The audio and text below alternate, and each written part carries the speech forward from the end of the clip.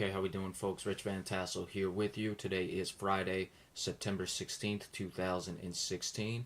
Also recording audio for WBJL Radio and DSU. Today we are doing the game picks for Week 2 of the NFL season. This is the first part. We're starting with the Cincinnati Bengals and the Pittsburgh Steelers. The Steelers are the home team. Injuries first for the visiting Cincinnati Bengals. Tyler Eifert, tight end, is out. The rest are questionables. Pat Sims, defensive tackle. Carlos Dunlap, defensive end. And James Wright, the wide receiver. For the Pittsburgh Steelers, questionable Roosevelt Nix, fullback. Senquez Golson, cornerback, is out. Ryan Shazier, the linebacker, is questionable. Both teams are 1-0. Pittsburgh throttled the Washington Redskins on Monday night. Cincinnati had that very tough-fought win against the Jets last Sunday. So a short week for the Pittsburgh Steelers. We'll see if that affects them in any way. You have to look first at the matchup between the Cincinnati secondary as well as the Pittsburgh Steelers wide receivers, and mainly Antonio Brown because of no Martavius Bryant. We saw how well Brown did last week. Cincinnati does have quality secondary play. They do have Dre Kirkpatrick. They also have Adam Jones, who is more of a nickel guy, but I might see Adam Jones marking up Antonio Brown in this game because Adam Jones, I feel, has the body type, has the athleticism to match up with an Antonio Brown, but we'll see. Maybe Darquez Denard gets him.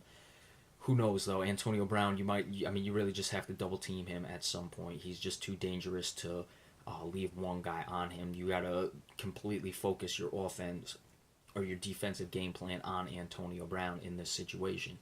For the Bengals, they have to clean up their offensive line play, which wasn't good against the Jets' defensive line last week. And we saw that the Jets' defensive line last week was handled by a very pedestrian Buffalo Bills offensive line. So I was a little surprised by that. Going to be tough for Cincinnati to go into Pittsburgh and get the win. I think Antonio Brown's going to go nuts. As good as Cincinnati's secondary is, and it's not top end, but it's certainly decent. I see too much in the way of the defensive side of the ball for Pittsburgh getting at Andy Dalton in this game. And I don't know if Cincinnati has corrected that in the week. That'll certainly be a big factor in this game. And Pittsburgh, to me, is just a better team. Let's see if Cincinnati can hold Pittsburgh under 30 points. I don't think so. I think Pittsburgh will get to 31, and I like the score to be 31-20 in favor of the Pittsburgh Steelers. Next up, the New Orleans Saints are traveling to New York to play the Giants. First, the injuries for the visiting Saints. Delvin Breaux, the cornerback, is out. The rest are questionables. Terran Armstead, offensive tackle. Josh Hill, tight end. And Donnell Ellerbe, linebacker. For the Giants, J.T. Thomas is on injury reserve. Jason Pierre-Paul is questionable, the defensive end. And Nikita Whitlock, the fullback, is on injury reserve. This game, the Giants' defense did play well against the Cowboys last week. They were giving up yards in time of possession, though. And we saw that the New Orleans Saints were going up and down the field against what I think is a better defense than the Dallas Cowboys, certainly, and the Oakland Raiders. A better defense than the New York Giants. The New York Giants played the Cowboys, but they're the ones who are going to be playing the Saints this week. So I think the Giants' defense is improved. They certainly have an improved secondary to combat that New Orleans Saints passing game. But I think still that the Oakland Raiders secondary is much better than the Giants. Now, it is week 2. There is more game planning, so I don't see it as being such an issue. But New Orleans, unlike the Cowboys, are most likely going to get touchdowns in the red zone and not settle for field goals most of the time. So it's going to be a very interesting thing to see in this. Delvin Breaux is out, so the Giants, we know they can pass the ball, especially with Odell Beckham Jr. It's going to be interesting. I'm expecting a high-scoring game. The Giants' run defense was good against the Cowboys. Again, I figured that most of that was because they were able to just focus on the run game and let Dak Prescott stay back and let him do what he wants because it's a rookie quarterback. You don't have that luxury with Drew Brees here, so we're going to see if the Giants' run defense is up to it. I certainly think it's going to be a high-scoring game. I'll take the over in this one, and I think the Giants are going to be able to pull it out, but look for them to certainly have issues on the defensive side of the ball that were not going to come up when you play the Dallas Cowboys. I like this game to be 34-31 in favor of the New York Giants. Next up, the Tennessee Titans and the Detroit Lions. Detroit is the home team. The injuries first for the visiting Titans. Derek Morgan, linebacker, questionable. Kendall Wright, wide receiver, is out. For the Lions, Ezekiel Ansah, defensive end, is questionable. DeAndre Levy, linebacker, questionable. Ryan Spadola, wide receiver, is on injury reserve. Cole Wick, tight end, questionable. Darius Barnes, cornerback, questionable for the Lions. So we see those defensive injuries. Again, most of them are or all the defensive injuries are questionable. DeAndre Levy, I think, is a very underrated player. And Ezekiel Ansah, I like where he's coming on.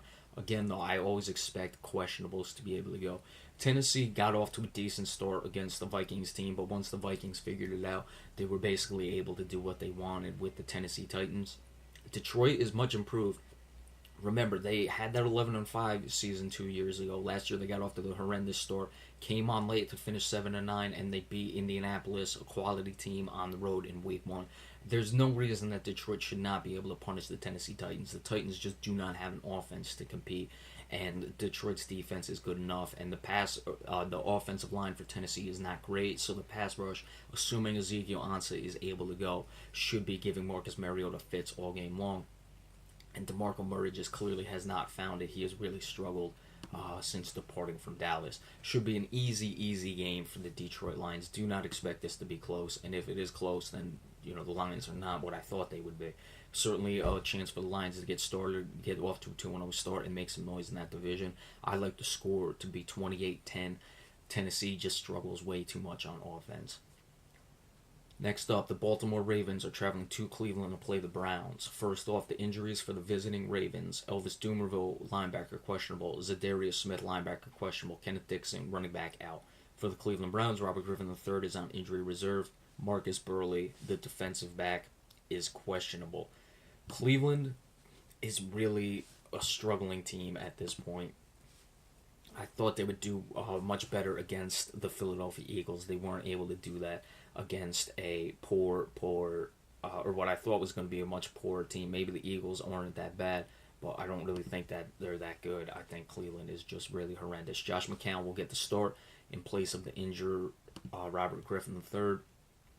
You saw that there's some defensive injuries, but they are questionable for the Baltimore Ravens. I don't see any problems for Baltimore again in this game. I expected it to be a bounce-back year, and Cleveland is really just a bad team. There's not much to go into this. Look for Baltimore's offense to wake up, especially after that Buffalo game. And Cleveland's defense is certainly not as horrendous as the rest of this team is, but they're good enough, or they're not good enough to be able to make plays to keep Baltimore out of the end zone. And I expect Baltimore's going to find their stride. I think we're lucky to get off to the 1-0 start, so they'll move forward and be able to get this one. I like the score being 24-13 for the Baltimore Ravens. All right, so that is part 1 for the week picks of Game 2. We'll come back in a little bit and be able to give you part 2. Thank you so much, and we'll see you in just a couple seconds.